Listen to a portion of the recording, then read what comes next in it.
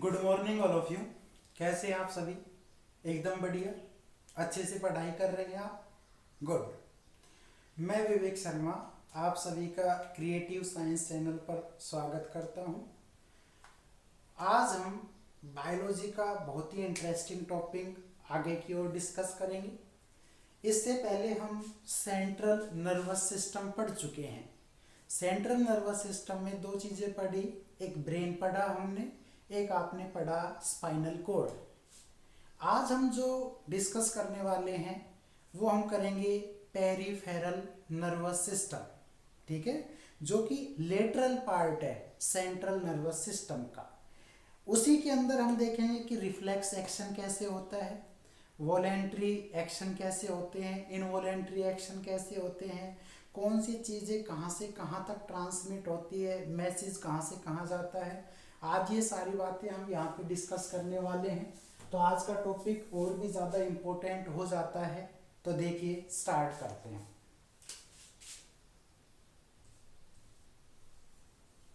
Peripheral nervous system.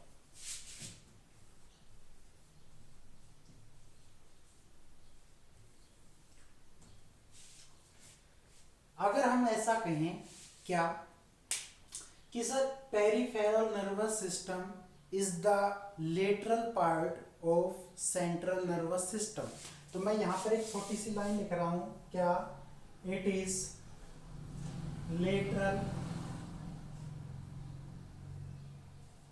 Part of CNS। ये short form है, central nervous system की short form है CNS। Clear हुई बात?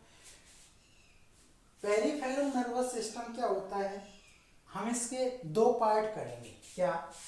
These have two parts. पहले इसको चार्ट से समझ लीजिए, फिर हम उसके बारे में आगे डिस्कस करें। पहला जो पार्ट है उसको हम बोलते हैं somatic peripheral nervous system,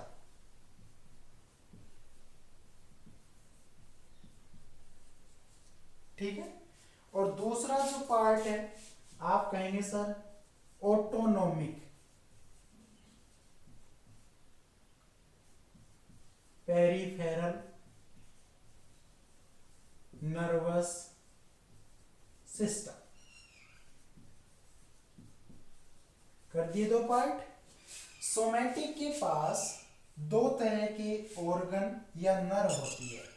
first one is efferent, और इसी को हम क्या बोलते हैं, सेंसरी नर्व। दूसरा कौन सा है? एफरेंट की जगह होगा इफरेंट, और इसका दूसरा नाम क्या है, आप कहेंगे सर मोटर नर्व।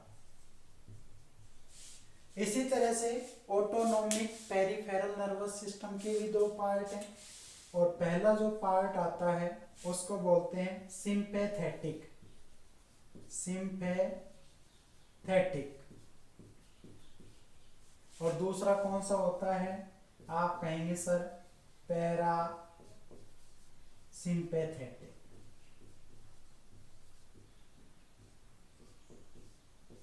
क्लियर हुई बात? सिंपैथेटिक और दूसरा कौन सा है, पैरा सिंपैथेटिक। एक बात देखिए, ऑटोनोमिक को हमने पहले ऑटोमेटिक नर्वस सिस्टम कहा था जब हमने नर्वस सिस्टम के 3 पार्ट किए थे। मैंने ये तीसरा पार्ट इसलिए कनेक्ट किया है क्योंकि एक्चुअल में ये जो पार्ट है ये सारे लेटरल पार्ट है, किसके? सेंट्रल नर्वस सिस्टम के। तो सेंट्रल नर्वस सिस्टम का एक तो पेरिफेरल हो गया, और पेरिफेरल से क्या कनेक्ट होगा, ऑटोनोमिक होगा। तो हम तीसरे को अलग की बजाय यहीं पर डिस्कस कर देंगे, और इसी के साथ हमारा टॉपिक कंप्लीट हो जाएगा। तो पहले हम बात करते हैं किसकी, सोमेटिक पेरिफेरल नर्वस सिस्टम की। देखिए, पेरिफेरल एक ऐसा नर्वस सिस्टम होता है जो अपने सेंसरी ऑर्गन्स, और मैं यहाँ पे बात करने वाला हूँ, पहले मैं लिख देता हूँ छोटा सा, क्या कि हम कहेंगे सर सेंसरी ऑर्गन्स जो होते हैं वो ह्यूमन बॉडी में टोटल 5 होते हैं। कौन कौन से? फर्स्ट वन इज आप कहेंगे सर आइज, दूसरा आपका क्या हो गया, आप कहेंगे सर ईयर, तीसरा आपका क्या हो गया, आप कहेंगे सर स्किन, ऐसे ही आपका क्या हो गया, आप कहेंगे सर टंग, ऐसे ही 4 हो गए, ईयर, और एक आपका हो गया नोज, आंख, नाक, कान, जीभ, और एक आपका स्किन, त्वचा। ये 5 क्या होते हैं? सेंसरी सिग्नल या सेंसरी ऑर्गन्स। सेंसरी ऑर्गन्स जो होते हैं वो सेंसरी सिग्नल प्रोड्यूस करते हैं। और ये सेंसरी सिग्नल आएगा कहाँ से? तो देखो, आई क्या करती है? विजन, देखने का काम करती है। ईयर किसका काम करेगी? लिसनिंग का। ये किसका काम करेगी? टचनेस का। ये किसका करेगी? टेस्ट का। और ये किसका काम करेगी? ब्रीथिंग या रेस्पिरेशन का। इसका मतलब ये हुआ कि अगर हम किसी चीज को देखते हैं, किसी को सुनते हैं, है ना, सांस लेते हैं या किसी को टच करते हैं, तो ये सारे क्या हैं? आप कहेंगे सर दीज प्रोड्यूस, क्या करेंगे भाई? आप कहेंगे सर सेंसरी सिग्नल। तो ये चारों क्या ये पांचों क्या करते हैं? सेंसरी सिग्नल को प्रोड्यूस करते हैं। और अब ये सेंसरी सिग्नल हमारा किसके पास जाएगा? तो यहां से देखो क्या लिखा हुआ है? Sensory nerve. क्या लिखा हुआ है? Sensory nerve. Eyes, ear, skin, tongue और nose, these are the sensory organs which produce sensory signal. और सेंसरी सिग्नल ट्रांसमिट होगा कैसे? आप कहेंगे sir by sensory nerve, by sensory nerve. तो मैं इसको थोड़ा सा लिख रहा हूं, एक्सप्लेन कर रहा हूं, तो देखिएगा बहुत ही इंटरेस्टिंग बारीकी से एक एक चीजें यहां पे लिंक की जा रही है। तो देखिए, मैंने कहा सेंसरी ऑर्गन्स, ठीक है, कौन से भाई? आप कहेंगे सर ये, तो ये सारे क्या हैं? आप कहेंगे सेंसरी ऑर्गन है। ये सारे क्या हैं? Sensory organs. तो sensory organs produce sensory signal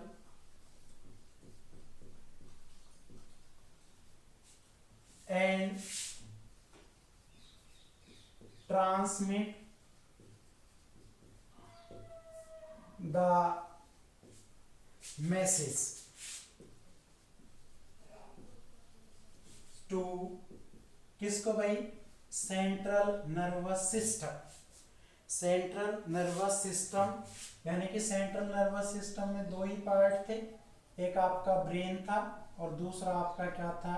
spinal cord. Clear हुई बात? तो सेंट्रल नर्वस सिस्टम के पास भेजता है बाई किसके थ्रू? आप कहेंगे सर एफरेंट, और इसी को क्या बोल दें? Sensory nerve. क्लियर हो गई बात? सेंसरी नर्व के थ्रू ये जो सिग्नल हैं ये हमारे इन ऑर्गन से प्रोड्यूस होते हैं और ये ब्रेन और स्पाइनल कॉर्ड तक जाते हैं।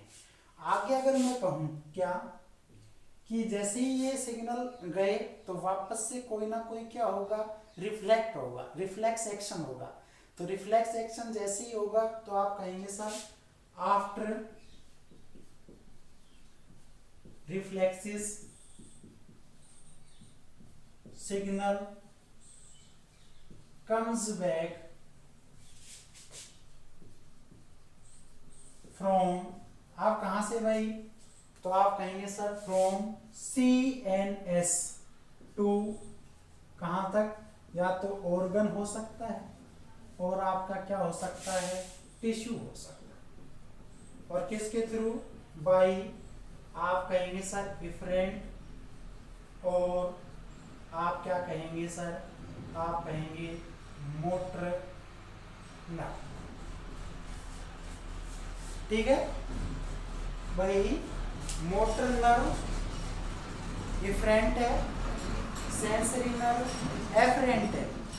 सेंसरी को क्या करती है, जो हम किसी चीज को छूते हैं देखते हैं उन सिग्नल को ब्रेन तक ले जाएगी और ब्रेन से वापस कौन लेकर आएगी, मोटर नर्व लेकर आएगी। क्लियर हुई बात। लेकिन इसमें देखते हैं कि कौन सा सिग्नल किसकी फॉर्म में आया और कैसे आया। तो देखिए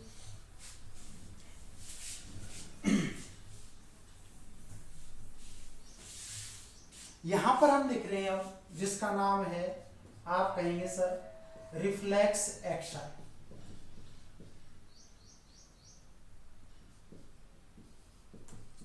समझिएगा, बहुत अच्छा है। रिफ्लेक्सेशन को मतलब बोलते हैं हम प्रतिक्रिया, बहुत ही अच्छा है। रिफ्लेक्स एक्शन वो होता है क्या, आप कहेंगे sir it is involuntary.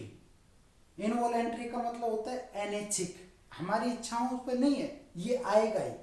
And instantaneous action which happens in response of stimulate reflex. कहने का मतलब ये है, आप कहेंगे sir it is involuntary and instantaneous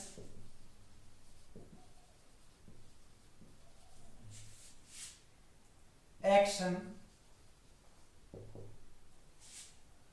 by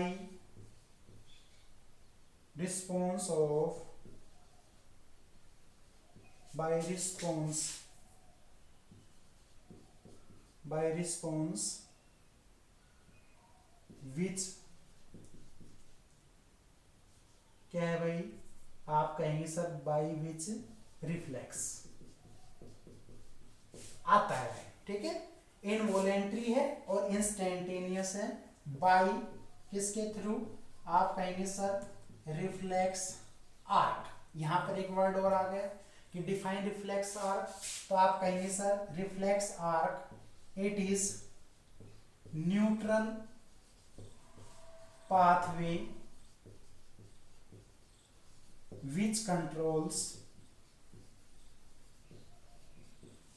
क्या करता है भाई, आप कहेंगे सर which controls reflexes। एक ऐसा वे या एक ऐसा कंट्रोलर होता है जो इन रिफ्लेक्स एक्शन को क्या करता है, कंट्रोल करता है, उसको हम क्या बोलते हैं, रिफ्लेक्स आर्क बोलते हैं। क्लियर हुई बात। जैसे अगर मैं फॉर एग्जांपल लूं, क्या आप कहेंगे सर कि जैसे कोई आग जल रही है, ठीक है, आग जल रही है, तो इसका मतलब ये हुआ कि अगर आपको आग महसूस होगी तो आप अपने हाथों को पीछे की ओर खींचते हैं, ठीक है, ना चाहते हुए भी। तो जो चीज नहीं चाह रहे वो कैसी है, इनवॉलेंट्री। और इसका मतलब इंस्टेंटेनियस या स्टिमुलेटली, मतलब स्टिमुलेट अचानक से, तो अचानक से हमने हाथ को क्या किया, पीछे खींचा ना चाहते हुए भी, तो वो क्या था, रिफ्लेक्स एक्शन। और उसके थ्रू हम क्या बोलेंगे, रिफ्लेक्स आर्क के थ्रू हमने वो किया। ऐसे हम कहेंगे पलकों को झपकाना, तो पलकों को झपकाएंगे तो कितनी देर कंट्रोल कर सकते हैं। अगर आदमी की इच्छा होती तो वो कभी भी पलकों को झपकाता नहीं, लेकिन हम फिर कहेंगे इनवॉलेंट्री, तो इनवॉलेंट्री है, तो इसका मतलब ये हुआ कि पलकों का झपकना हो या जीभ से क्या हो, सलाइवा बाहर निकलना हो, या हम आप से हाथों को क्या करते हैं, पीछे की ओर खींचते हैं। These are the reflex action. और इन चीजों को कंट्रोल किसने किया, रिफ्लेक्स आर्क ने किया। क्लियर हुई बात। तो अब मैं यहाँ पर दो तरह के एक्शन वेरीफाई कर रहा हूँ। पहला तो आपका क्या है, जिसको हम बोल रहे हैं वॉलेंट्री, समझिएगा, वॉलेंट्री एक्शन। आप कहेंगे sir these are produced with according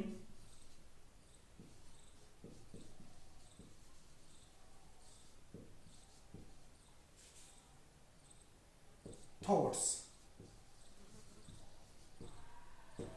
ये वो एक्शन है, वो काम है जो आपकी सोच पर डिपेंड करता है। जैसे एग्जाम्पल कहूं मैं इसका, क्या आप कहेंगे सर ईटिंग, खाना, आप कहेंगे सोचेंगे मुझे खाना चाहिए, तो खाना चाहिए तो कैसे एक्शन होगा, वॉलेंट्री। आप कहेंगे मुझे रनिंग दौड़ना चाहिए तो कैसा एक्शन होगा, वॉलेंट्री। आप कहेंगे सर मुझे क्या करना चाहिए तो आप कहेंगे सर ईटिंग हो गया, रनिंग हो गया, और ऐसे टेक एक्सरसाइज, है ना।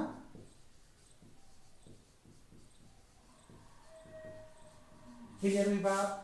एक्सरसाइज हो, ईटिंग हो, रनिंग हो, है ना, ये ऐसे हम कहें कि स्लीपिंग हो, सोना हो, ये ऐसे ही आप कहें तो ये सारे फंक्शन कैसे होते हैं, वॉलेंट्री एक्शन होते हैं।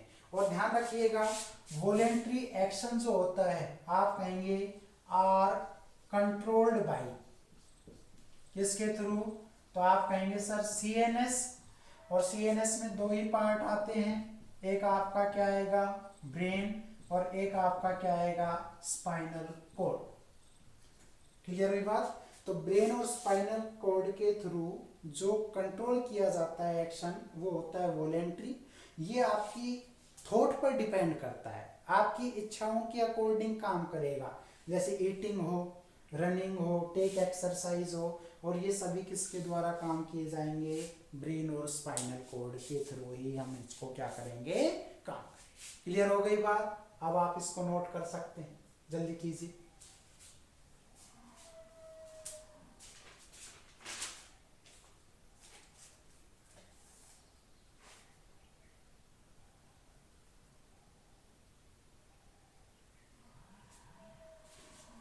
हो गया नोट। अब देखिए ये तो कैसा एक्शन था, कैसा एक्शन था भाई, आप कहेंगे sir this is the action of voluntary. लेकिन कल को अगर आपसे कह दे क्या कि भाई वॉकिंग चलना चाहिए, अब तो वॉकिंग किस तरह का एक्शन है, क्वेश्चन आ गया। तो वॉकिंग कैसा है, आप कहेंगे सर वॉलेंट्री है। आप कहेंगे सर ऐसे क्या आ जाए, जंपिंग, आपको कूदना चाहिए, तो jumping, walking, eating, running, take exercise, ये सारे वॉलेंट्री एक्शन है जो हमारे ब्रेन और स्पाइनल कॉर्ड से क्या होंगे, कंट्रोल होंगे। ऐसे ही आपका होता है जिसको हम क्या बोलते हैं, आप कहेंगे सर इनवॉलेंट्री। और इनवॉलेंट्री एक्शन में किसका नाम आएगा, तो ध्यान से देखिएगा, इनवॉलेंट्री एक्शन वो होते हैं जिसमें आपकी विलनेस नहीं होगी, आपकी इच्छा डिपेंडेंट नहीं होगी। तो आप कहेंगे sir this happen without, these happen without किसके, आप कहेंगे सर इलनेस, इलनेस या विलिंगनेस बोल दीजिए, विलिंगनेस।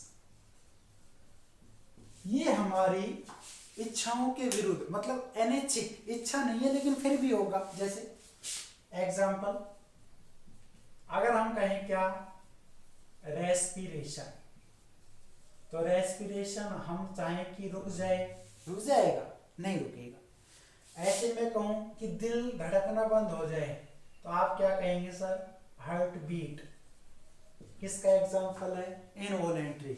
ऐसे में कहूं स्नीजिंग,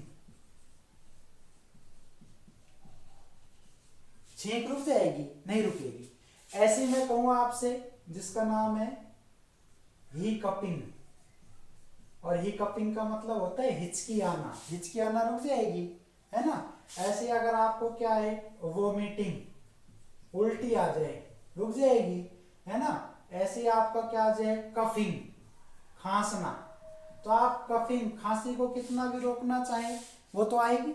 तो कफिंग हुआ, वोमिटिंग हुआ, हिकअपिंग हुआ, स्नीजिंग हुआ, हार्ट बीटिंग हुआ और रेस्पिरेशन हुआ। These are the involuntary action.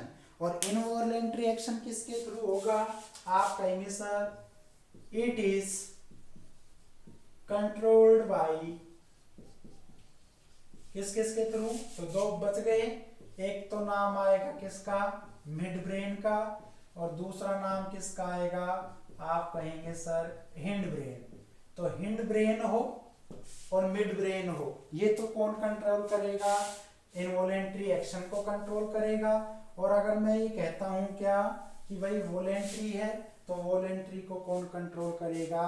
आप कहेंगे सर वॉलेंट्री को जो कंट्रोल करेगा उसका नाम होगा ब्रेन का जो फ्रंटल लोब था ना, ब्रेन का अगर यहाँ पे लिखा है तो ब्रेन का कौन सा?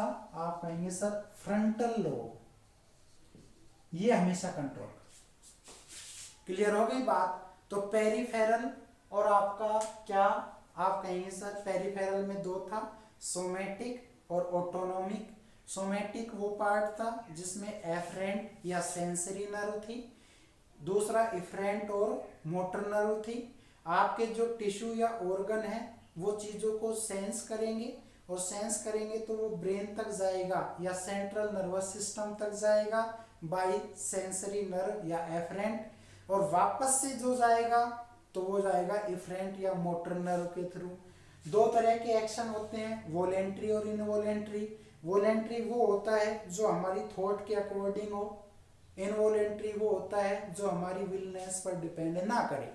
दूसरा ये वॉलेंट्री को कौन कंट्रोल करता है? ब्रेन का जो फ्रंटल लोब था वो और स्पाइनल कॉर्ड। लेकिन आपका ये किसके थ्रू कंट्रोल होगा? मिड ब्रेन और hind brain. These are the examples, eating हुआ, रनिंग हुआ, टेक एक्सरसाइज, जंपिंग हुआ, ऐसे ही वॉकिंग हुआ, ये तो सारे कैसे थे? वॉलेंट्री। और respiration, heart beat, sneezing, hiccupping, vomiting, coughing, ये कैसे एक्शन है? इनवॉलेंट्री एक्शन है। तो इसी के साथ आपका पेरिफेरल नर्वस सिस्टम क्या हुआ? कंप्लीट हुआ। ठीक है, तो कंट्रोल और कोऑर्डिनेशन में हमने जो इंपॉर्टेंट बातें थी वो सभी क्या की है? कंप्लीट की है। दूसरी बात ये, अगर इसका लेक्चर एक और बन सकता है और वो हम बना देंगे किस पर?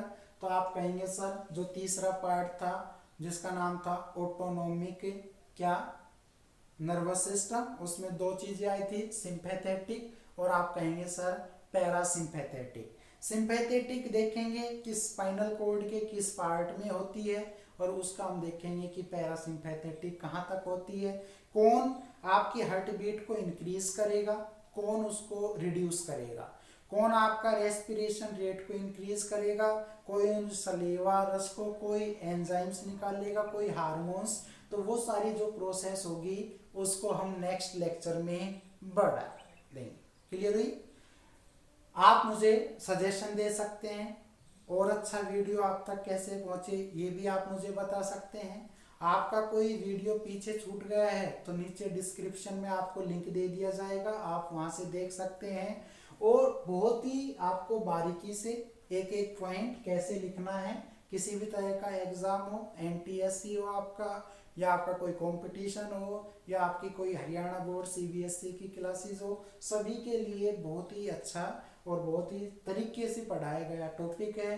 टॉपिक का नाम है कंट्रोल एंड कोऑर्डिनेशन। तो मिलते हैं एक और वीडियो के साथ, तब तक के लिए thank you and bye bye, best of luck.